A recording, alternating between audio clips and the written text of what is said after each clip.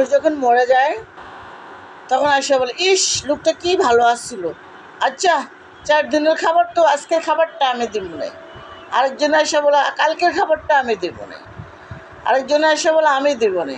আরে ভাই, মরার আগে তো কেউ বলো নাই অসুখ বিসুখে লাগিয়ে আসছিল, অভাব অনটনে ছিল, তা মরার আগে তো কেউ বলো নাই যে আমরা আজকে ওষুধ দিব, কালকেও তার অভাব দূর করে দিব। কেউ তো এসে বলো নাই। এখন মরে গেছে 40টা খাওয়ান খাইবা, মজা করে আঙ্গুল চারটা খাইবা। 4 দিনের খাওয়ান দিতে আইসো, একদিন খাওয়ান দিবা, একবেলার খাওয়ান দিবা।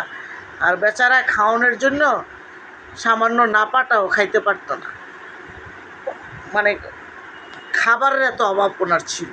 আর উনি মারা গেছে, তোমরা এমন নাকে কান্দো, মুখে কান্দো, চেহারা দিয়ে কান্দো, কত ভালো ভালো কইতেছ, কত ভালো একজন লোক ছিল, সদস্য লোক ছিল, ভালো লোক ছিল, এই ছিল। এই বুং বাং বাদ দিয়া একটা মানুষ জীবিত থাকতে তার পাশে দাঁড়াও, তাকে 2-4 পয়সাতে হেল্প করো, তাকে শান্তি দাও আত্মারে।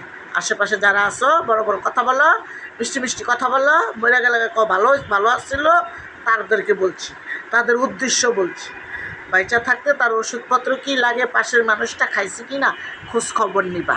মইরা গেলে গা ওই মরা বাঁশের পালির মধ্যে ফোয়ায়া থোয়াস, তখন যায় বলো, আহারে কত কষ্ট না পাইছে, আহারে কত বিপদে না ছিল, এগুলা না বললা ঘরে যায় বসা থাকো, বসা